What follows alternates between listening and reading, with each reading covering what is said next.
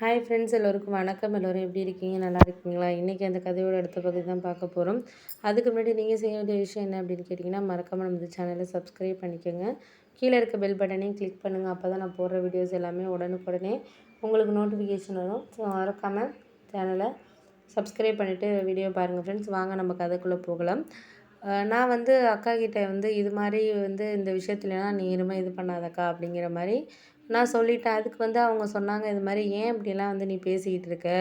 ஒரு சில நேரத்தில் நீ பேசுகிறது கரெக்டுன்னு நினைக்கிற, ஆனால் அது கரெக்டாக இல்லை அப்படின்னு சொல்லிட்டு எங்கள் அக்கா பேசினுச்சு. எப்படிக்கா சொல்கிற? அதெல்லாம் இல்லைன்னா நீ இன்றைக்கி படிச்சுட்டு வேலை பார்க்கலாம், ஆனால் அந்த படித்ததுக்கு பின்னாடி யாரோட உழைப்பு இருக்குது? அப்பா உழைப்பு இல்லாமல் நீ இன்றைக்கி வேலை பார்த்துட முடியுமா?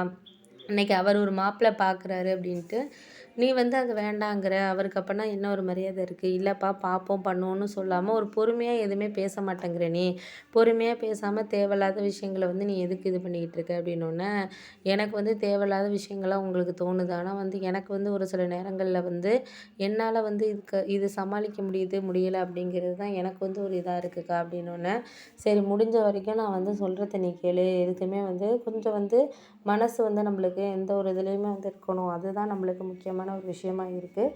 அதுக்கு தேவையான விஷயங்களை நம்ம பக்குவமாக எடுத்து சொல்கிறதுக்கான சில விஷயங்களை நம்மளுக்கு இது பண்ணணும் அப்படிங்கிறது தான் நான் ஒரு முடிவாக இது பண்ணது. அதுக்கு அடுத்தது ஒரு சில நாட்களை நம்மளுக்கு எதுவுமே எடுத்துகிட்டு போகிறதுக்காக இருக்கட்டும், எந்த ஒரு விஷயத்துலையுமே ஒரு சொல்கிறதுக்காக இருக்கட்டும், பார்ப்போம் அப்படிங்கிறத காட்டியுமே நம்மளால் இதுக்கான இதுங்கிறது அப்படிங்கிறது நம்ம மனசில் வச்சுக்கிட்டு தான் பண்ணணும். அதுக்காக நீ இப்போ ஒரு வேலை இருக்குது அப்படின்னு சொல்லிட்டு நீ எதையுமே இது பண்ணக்கூடாது. முடிஞ்ச வரைக்கும் நம்மளுக்கு பார்ப்போம் அப்படிங்கிறத நீ மனசில் வச்சுக்கிட்டு இது பண்ணினாலே உனக்கு சப்போர்ட்டிவான ஒரு இதை நான் எடுத்து கொடுக்கறது மாதிரி தான் எனக்கு இருக்குது அப்படின்னோடனே, சரி பார்த்துக்கும், நான் முடிஞ்ச வரைக்கும் என்னால் என்ன பண்ண முடியுதோ அதை நான் பாசிட்டிவாக பண்ணிவிட்டு இது பண்ண போகிறேன், அவ்வளோதான் அப்படின்னு சொல்லிட்டு நான் வேலையை பார்க்குறேன் அப்படின்னு சொன்னோன்னே, சரி பார்த்துக்கலாம். ஒரு சில விஷயங்கள் கொஞ்சம் கஷ்டமாக தான் இருக்கும். அதுக்கு அடுத்தது என்ன நடக்குதோ அதுக்கான டைமிங்கிறது வர்றதுக்கான இதை தான் நம்ம பார்க்கணும் அப்படின்னு சொல்லிட்டு சொன்னாங்க.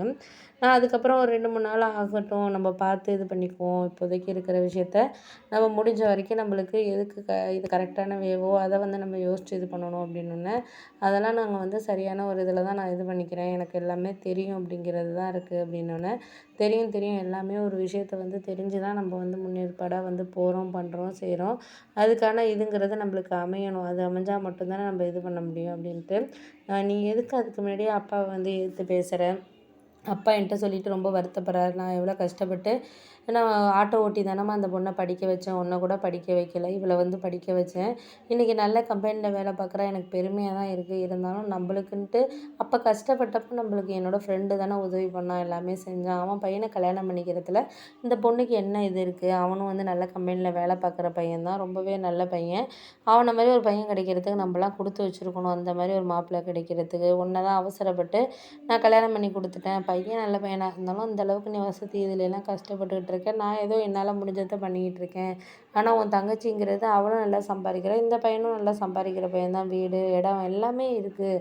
நான் ஏதோ யாருக்கும் தெரியாதவங்கள்ட்ட கொண்டு நம்ம இது பண்ணுவோமா அப்படின்னோடனே, அது உண்மை தான். தெரியாதவங்கள்ட்டலாம் நம்ம இது பண்ண முடியாதுப்பா, தெரிஞ்சவங்கள்ட்ட தான் கொடுக்கணும். நாமளைக்கு கொண்டு கொடுத்துட்டு அந்த பையன் சரியில்லைன்னா என்ன பண்ண முடியும்? இப்போ உங்கள் ஹஸ்பண்ட் பணம் காசு வேணால் இதாக இருக்கலாம், மற்றபடி குணமும் இருக்கட்டும், வேறு எந்த ஒரு இதுவுமே அவருக்கு எந்த பழக்கமே கிடையாது. நல்ல ஒரு மனுஷன்னு சொல்லலாம்.